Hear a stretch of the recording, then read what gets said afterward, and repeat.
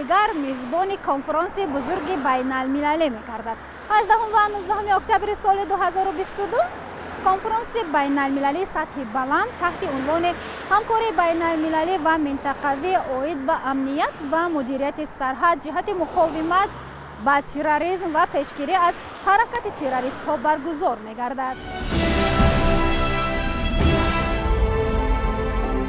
هدف این چهاربینی بزرگ بین المللی در دوشنبه توسعه همکاری دو جانبه منطقوی و بین المللی جهت تحکیم نظارت سرحدی و گمرکی با مقصد پیشگیری و آشکارسازی حرکت تروریست ها از جمله جنگجویان خارجی تروریست، دادوگرفت غیرقانونی اسلحه خرد و سبک، لوازمات جنگی و مواد ترکننده، تسلیحات و مواد هسته‌ای، کیمیاوی، بیولوژی و رادیاسیونی، اینچنین اندیشیدن تدبیرهای ضروری در بابت تامین امنیت و مدیریت سرحد، عدالت سودی و تبادل اطلاعات مطابق معیارهای حقوق انسان، حقوق بین المللی بشردوستانه و پناهندگان می باشد.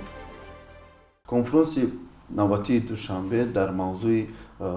همکاری بین المللی و منطقوی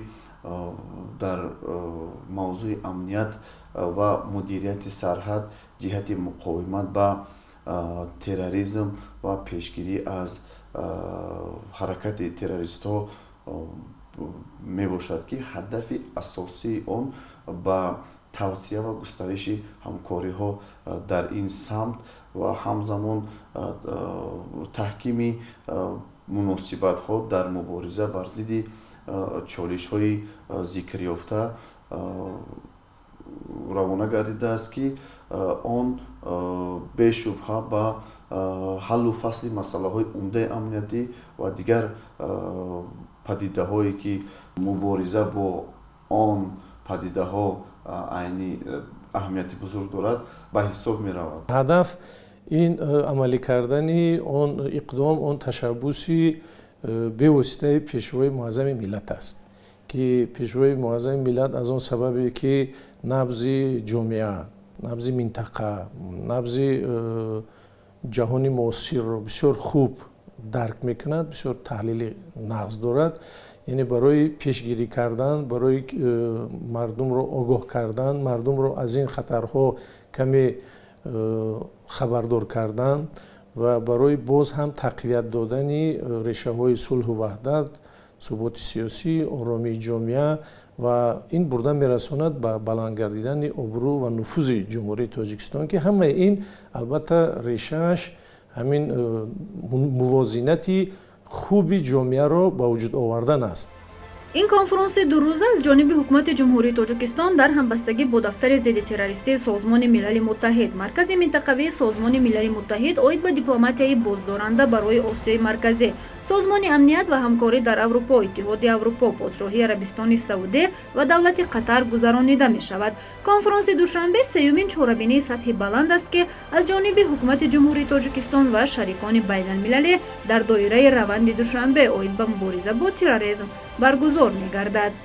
حکومت جمهوری تاجیکستان برگزاری سیومین کنفرانس بین المللی را به نقشه گرفته است که این ادامه منطقی کنفرانس یکمی که سال 2018 با نهادهای سازمان ملل متحد و اتحاد اروپا، سازمان امنیت و همکاری در اروپا از سال 2018 برگزار گردید و راه اندازی شده بود و همین گونه یعنی این یک تاریخ راه اندازی روند دوشنبه از همین جو سرچشمه میگیرد. در دایره همین روند در سال 2018 نیز چهاربینی سطح بلند یعنی کنفرانس سطح بلند اوید با تروریسم و اکستریمیسم خشونت‌آمیز برگزار گردیده بود در شهر دوشنبه. علاوه بر این همین گونه یک چهاربینی دیگر در سال 2019 باز با همون در همکاری و هماهنگی با نهادهای سازمان ملل متحد، اتحاد اروپا، سازمان امنیت و همکاری در اروپا و دیگر کشورها کنفرانس دوم سطح بین المللی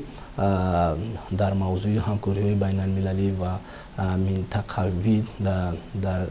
مبارزه بر ضد تروریسم و دیگر سرچشمه‌های آن از جمله گردش غیر قانونی مواد مخدر و جنایت‌های متشکل در سال 2019 برگزار گردیده بود. کنفرانس امنیتی دوشنبه و این یک مبارزه مشترک بر ضد چالش‌ها و تهدیدهای موثر یک تکان نو بخشیده. روند دوشنبه اوید به مبارزه بر تروریسم همچون پلتفرم‌های مهم برای همکاری‌های سازنده و سودمند برای همه جانب‌های منفعت‌دار جهت تحکیم امنیت منطقوی و جهانی مساعدت خواهد کرد. نتیجه های این سیاست هنگام راهاندازی تشبث و پیشنهادهای حکومت کشور در بابت میزبانی و گذراندن یک قطار چهارره‌بینی‌های بین المللی تخصصی بارها تجسم یافتند. روند دوشنبه اوید به مبارزه با تروریسم نیز در پی تلاش‌های بین المللی کشور ما و در نتیجه برگزاری سلسله چهارره‌بینی‌ها مربوط به تروریسم دوشنبه از جانب سازمان ملل متحد آغاز یافته است. کنفرانس در پیش‌سازی دوشنبه چطوری که گفتیم سومین چهارره‌بینی سطح بلند است که در چهارچوب روند دوشنبه از جانب حکومت جمهوری تاجیکستان در همکاری با شریکان ما برگزار می‌گردد و عزم قوی نمایندگان کشورهای سازمان ملل متحد، سازمان‌های بین المللی، از همه مهم جامعه شهروندی جهت اشتراک در چهارره‌بینی به خاطر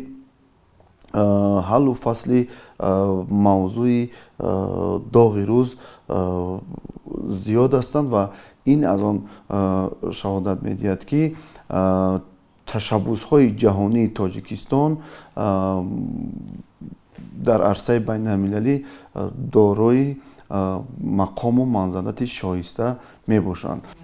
در حقیقت تروریسم و افراطگرایی سالهای آخر به یکی از مشکلات سیاسی و امنیتی جامعه جهانی تبدیل یافته است. مشاهده ها نشان می‌دهند که امروز تروریسم بیش از پیش خصوصیت فراملی و گلوبالی کسب می‌کند. آن در منطقه‌های گوناگون جهان دامن پهن کرده خطر بزرگ اجتماعی دارد و برای امنیت دولت‌های علاهیده و منطقه‌ها تهدید ایجاد می‌نماید.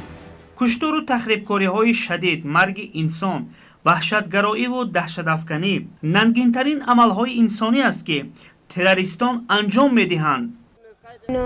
با من میگفتند که به حجاب به بیرون نبرم، ولی هر بار که تنها میموندم حجاب رو به در میکردم. من او را سوزانیدم. تمام. بسیار میخواستم که همه تروریستان مانند همین لباس من بسوزند.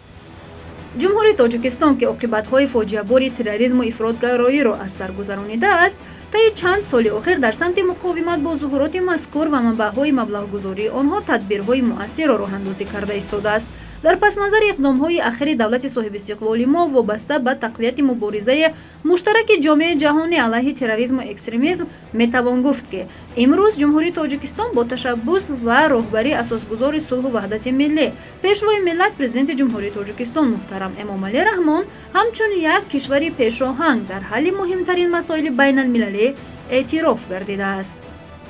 تروریسم خوب و گنده شده نمیتواند. سرحد تروریسم اگر 10-15 سال پیش یک افغانستان یک کشورهای دیگر بود، امروز بینیتان چقدر سرحدی وای بی‌آخر شده است. با نظرداشت آنی که جمهوری تاجیکستان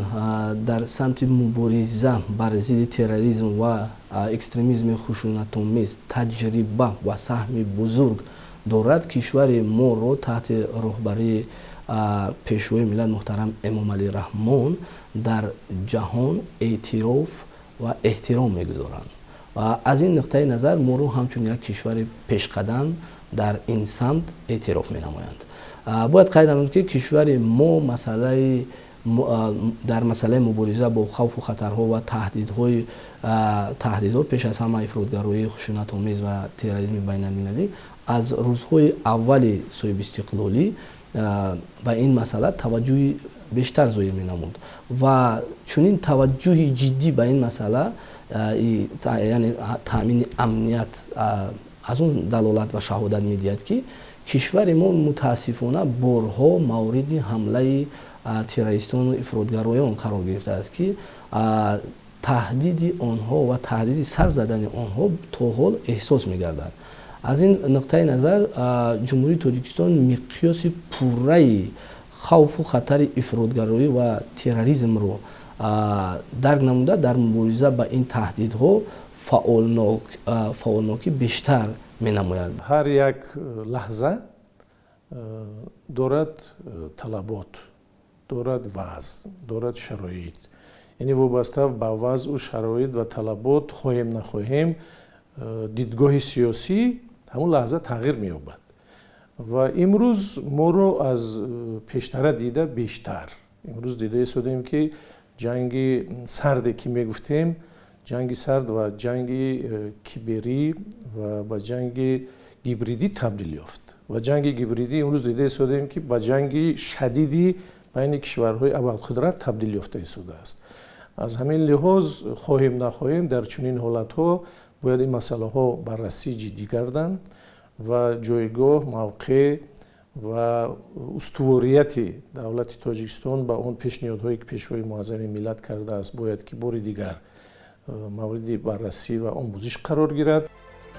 тавре маълум яке аз тадбирҳои муассири кишвари мо дар роҳи мубориза бо терроризм қабул ва мавриди амал қарор гирифтани стратегияи миллии ҷумҳурии тоҷикистон оид ба муқовимат ба терроризм ва ифротгароӣ барои солҳои 2016-2020 мебошад. ҳукумати ҷумҳурӣ дар чорчӯби ин стратегия ба дастовардҳои назаррас ноил гардид. аз ҷумлаи ин дастовардҳо беҳбуди механизми пешгирии ифротгароӣ, таваҷҷӯҳи бештари мардум ба хусус муассисаҳои таълимӣ ва падару модарон ба масъалаи тарбияи наврасону ҷавонон дар рӯҳияи ватандӯстӣ ва баландбардоштани нақши ҷомеаи шаҳрвандӣ дар пешгирии тундгароӣ аст.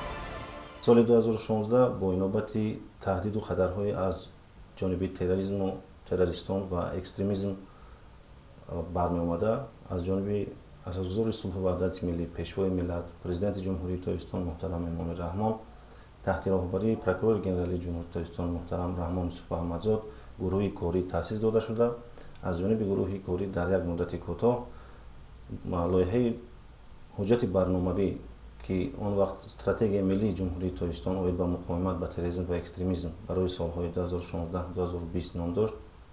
омода карда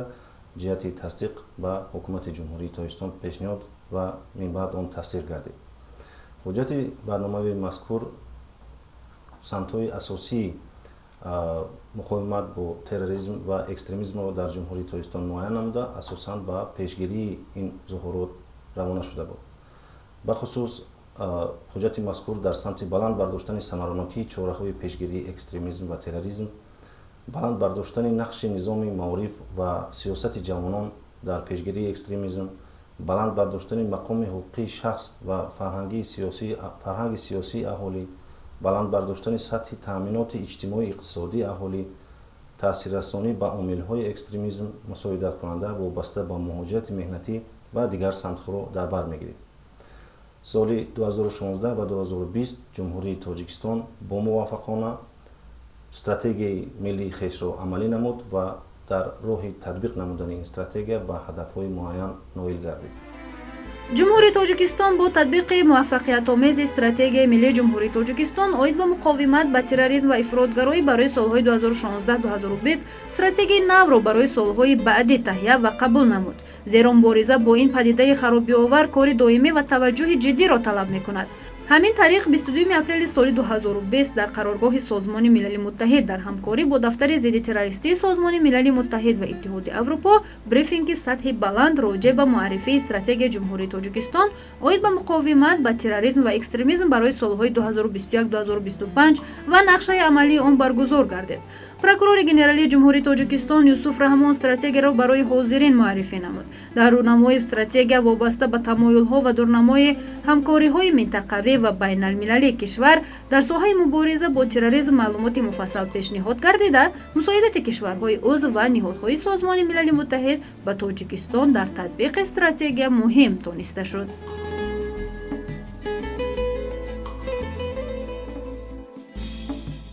хусусияти фарқкунандаи стратегияи нави ҷумҳурии тоҷикистон оид ба муқовимат ба терроризм ва экстремизм ин пурзур намудани самтҳои қаблан эътироф гардида ва муайян намудани самтҳои нави ҳамкорӣ ва пешгирӣ кунандаи терроризм ва экстремизм дар ҷумҳурии тоҷикистон гардид. бахусус дар стратегияи нави муқовимат ба терроризм ва экстремизм самтҳои нав ба монанди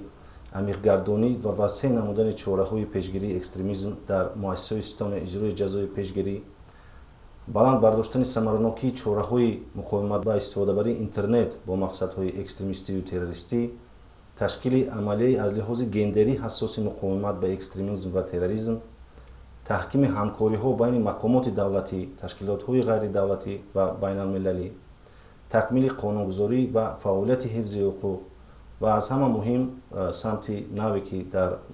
стратегияи муқовимат ба терроризм ва экстремизм барои соли 21-25 буд, ин барқарорсозӣ ва интегратсияи шахсони гузаштаи экстремистӣ ё террористӣ дошта буд.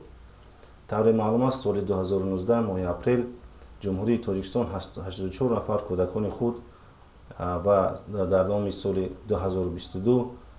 46 зан ва зиёда 100 кӯдакро аз минтақаҳои ҷангзада аз урдугоҳҳои кишварҳои Сурия ва Ироқ ба ҷумҳурии тоҷикистон баргардонид ва айни замон масъалаи барқарорсозӣ ва офиятбахшии занону кӯдакони аз минтақаҳои ҷангзада баргардонида шуда ин раванд пеш рафта истодааст. маҳз стратегияи муқовимат ба терроризм ва экстремизм барои солҳои 2021 ва 2025 дар фарқият ба стратегия гузашта ин омилро ба танзим медарорад ва он ба мо имконият ва таҳкурсии ҳуқуқиро фароҳам меоварад ки дар самти офиятбахшӣ ва барқарорсозии ин гуна шахсон чораҳои зарурӣ андешем. дар амалӣ намудани стратегияи нав доираи вазорату идораҳо ва агентиҳое ки дар татбиқи стратегия вобаста шуданд, доираи онҳо зиёд гардонида шудааст. ҳамкорӣ бо ҷомеаи шаҳрвандӣ ва созмонҳои байналмилалӣ, инчунин созмонҳои ғайриҳукуматӣ тавсея бахшида шудааст. дар фарқият бо стратегияи кӯҳна заминаҳои ҳуқуқии чунин ҳамкорӣ ба вуҷуд омаданд, онҳо мустаҳкам гардонида шуданд. айни замон аз ҷониби прокуратураи генералии ҷумҳурии тоҷикистон ҳамчун ҳамоҳангсози фаъолияти татбиқкунии стратегияи мазкур котиботи доиму амалкунандаи он созмон дода шуда истодааст ки аз намояндагони вазорату идораҳои ҷумҳурӣ, созмонҳои байналмилалӣ, шарикони рушд, созмонҳои ҷамъиятӣ ва ҷомеаи дар умум ҷомеаи шаҳрвандӣ иборат мебошад ва функсия ва вазифаҳои асосии он дар ҳамоҳангсозии бештар ва хубтари ниҳодҳои давлатии ҷумҳурии тоҷикистон бо созмонҳои ҷамъиятӣ ва ҷомеаи шаҳрвандӣ мебошад. бояд гуфт гардиши ғайриқонунии маводи мухаддир ҳамчун яке аз манбаъҳои дастгирии молиявии терроризми байналмилалӣ яке аз мушкилоти дигари миқёси ҷаҳонӣ мебошад. тоҷикистон ки бо афғонистон беш аз 1400 километр сарҳад дорад, ҳамчун сипар дар роҳи интиқоли маводи мухаддир ба қаламрави иттиҳоди давлатҳои мустақил ва минтақаи мавриди масъулияти созмони ҳамкории Шанхай ва иттиҳоди Аврупо хидмат мекунад. ҷаҳони муосир умуман як ҷаҳоне шудааст ки вазъи геополитикии ҷаҳон бисёр мураккаб аст ва дар ин вазъи мураккаби геополитикии ҷаҳон албатта таҳдидҳои замони муосир хеле хатари ҷиддӣ доранд. яъне мо медонем ки дар ҷаҳони муосир дар баробари дигар таҳдидҳое ки масалан мисли пандемия буд, мисли касалиҳои дигари гузаранда буд, яъне ҳастанд таҳдидҳои дигари глобалие ки дар гузашта ҳам буданд. аз ҷумла масалан терроризм, экстремизм, ҳамчун зуҳуроти номатлуби ҷомеаи имрӯзаи ҷаҳонӣ бисёр хатарҳое ҳастанд ки ба давлатҳои ҷаҳон, ба вазъияти геополитикии ҷаҳон, ба вазъи давлатҳои минтақа таъсири манфӣ доранд. ва албатта вазифаи ҷомеаи ҷаҳонӣ ва бисёр давлатҳое ки узви гӯем ки комилҳуқуқи созмони милали муттаҳид ҳастанд, дар ҳамкорӣ бояд ки пеши роҳи ҳамин хатарҳои глобалӣ, пеш аз ҳама гӯем ки таҳдидҳои замони муосир ва пеш аз ҳама терроризм ва экстремизм ҳамчун бисёр хатари номатлуб барои ҷомеаи ҷаҳонӣ бояд пеши роҳи ин хатарҳо гирифта шавад. ва кишвари азизи мо Тоҷикистон яке аз кишварҳои рӯ ба инкишофе ҳаст ки барои пешгирии анами зуҳуроти номатлуби ҷаҳон ва таҳдидҳои муосир, яъне ҳамчун як кишвари ташаббускор гӯем ҳисоб мешавад. дар баробари аз тамоми минбарҳое ки сарвари давлат, пешвои миллат, президенти муҳтарами ҷумҳурии Тоҷикистон аз минбарҳои баланди созмонҳои байналмилалӣ баромад мекунанд, ҷомеаи ҷаҳониро ҳушдор медиҳанд ки бояд пеши роҳи ҳама гуна хатарҳои имрӯза таҳдидҳои имрӯза аз ҷумла терроризм ва экстремизм гирифта шавад ва бештар такя мекунанд ба масъалаи Афғонистон ки яке аз гӯем ки сарчашмаҳои асосии паҳн шудани анамун таҳдидҳои замони муосир аз ҷумла терроризм ва экстремизм ҳаст ки аз аксарияти кишварҳое ки вазъи сиёсиишон ноором буданд имрӯз дар ин минтақа ҷамъ шуданд. ноил шудан ба муваффақият дар мубориза бар зидди гардиши ғайриқонунии маводи мухаддир аксаран аз амалҳои муштарак ва ҳамоҳангшуда дар сатҳи минтақавӣ вобаста буда гурӯҳҳои террористиро аз яке аз манбаъҳои муҳими молиявиашон маҳрум ва фаъолияти онҳоро заиф месозад. бинобар ин масъалаи мубориза бо маводи мухаддир низ яке аз бахшҳои муборизаи умумӣ бо терроризм ва ифротгароӣ ба шумор меравад. маводи мухаддир яке аз манбаъҳои асосии даромади молиявии гурӯҳҳои террористӣ аст ва ба ин хотир бояд бо он ҷиддӣ мубориза бурда шавад. терроризм мазҳабу миллат надорад ва бояд дар якҷоягӣ бо он мубориза бурд. танҳо дар ин сурат муваффақ хоҳем гашт. албатта мубориза бар зидди терроризму ифротгароӣ ба як самт маҳдуд нашуда дар самтҳои дигар низ бояд ба роҳ монда шавад, аз ҷумла дар самти иттилоот. зеро дар шароити кунунӣ масъалаи таъмини амнияти иттилоотӣ аҳамияти махсус дорад. вазъи тағйирёбандаи ҷаҳони имрӯза ва хусусияти устувор пайдо намудани зуҳуроти хатарноки замони муосир аз ҷумла терроризму экстремизм, қочоқи силоҳ, гардиши ғайриқонунии маводи мухаддир, киберҷиноятҳо ва дигар ҷиноятҳои фаромилӣ ки башариятро ба ташвиш овардаанд моро водор месозад ки ба масъалаҳои таъмини амнияти кишварамон диққати аввалин дараҷа диҳем. зеро пайравони созмонҳои террористӣ ва экстремистӣ барои ноором сохтани вазъият дар ҷомеа ва тафриқаандозиву барангехтани низоъҳои диниву мазҳабӣ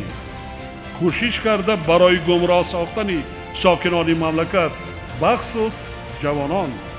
ва ба созмонҳои манъшуда ҷалб намудани онҳо аз шабакаҳои интернетӣ васеъ истифода мебаранд. ин нукта дар паёми президенти ҷумҳурии Тоҷикистон пешвои миллат муҳтарам Эмомалӣ Раҳмон садо дод ки бори дигар аз эътимоду боварии сарвари давлат нисбат ба ҷавонон дарак дода дар навбати худ онҳоро ба ҳифзи манофеи давлату миллат дар замони пурӯшуби муосир даъват менамояд. зеро дар асри технологияи иттилоотӣ амалан ҳамаи созмонҳои террористӣ дар воситаҳои ахбори умум, шабакаҳои иҷтимоӣ аз сабаби осон дастрас буданашон фаъолият намуда кӯшиш менамоянд ки ақлу ҳуши ҷавононро муттеи худ созанд.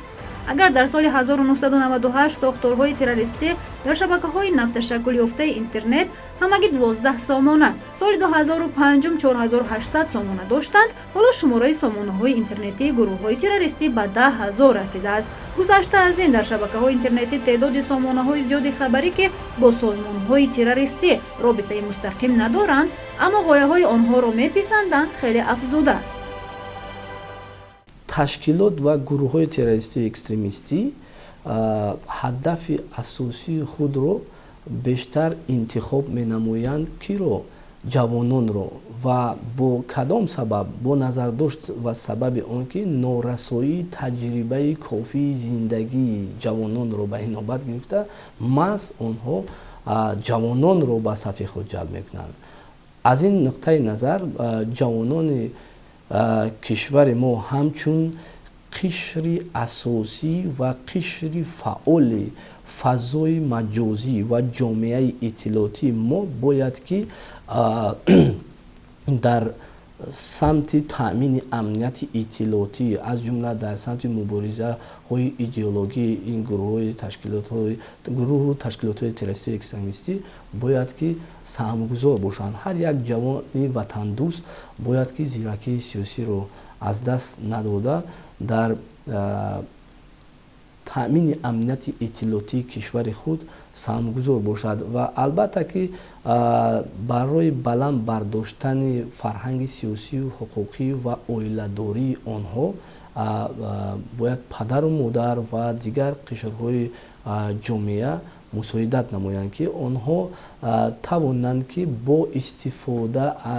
истифодаи оқилона аз интернет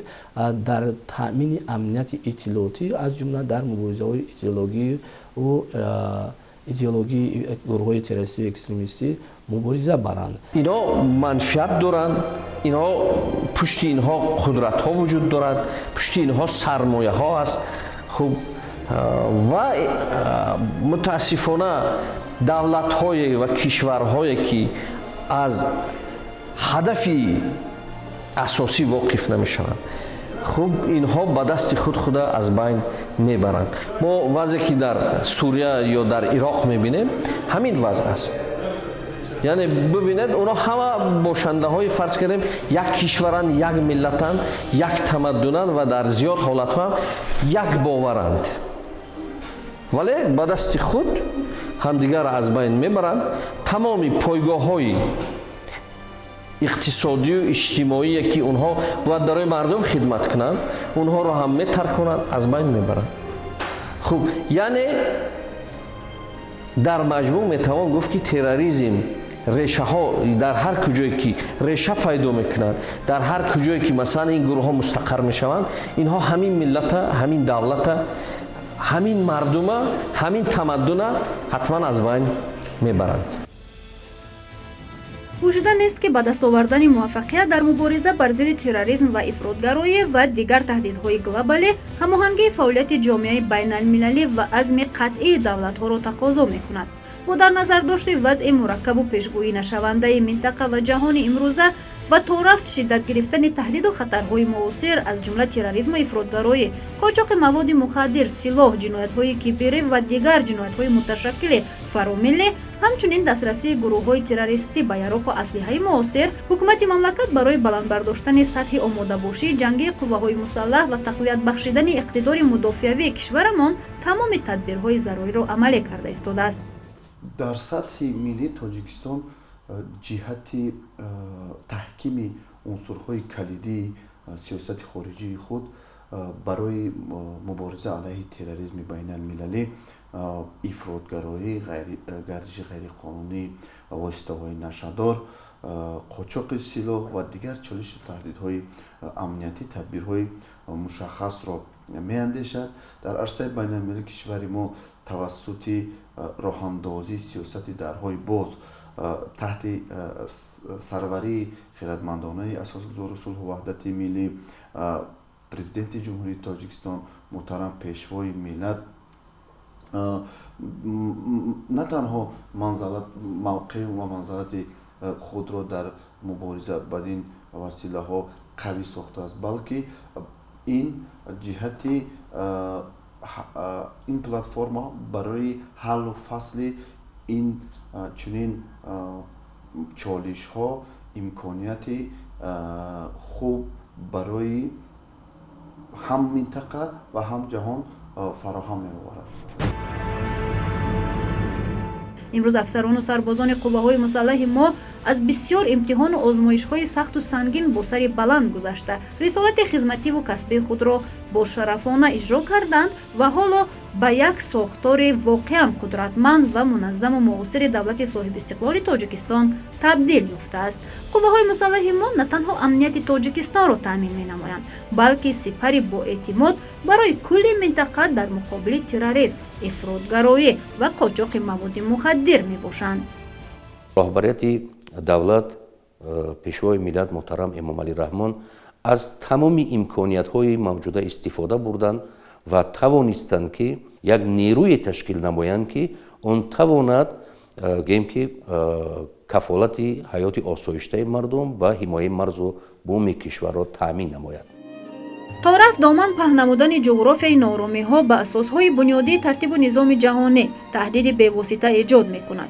اصلاح چنین وضع تنها در صورت تکمیل حقوق بین المللی، جاری نمودن معیارهای حقوقی مجازاتی برای کشورهای با تروریسم مساعدت کننده، عملی نمودن تفتیش بین المللی ظهورات تروریسم با محاکمه دادگاه بین المللی، کشیدن راهبران سیاسی و حربی دیگر اشخاص با تروریسم مساعدت کننده امکان پذیر می‌گردد.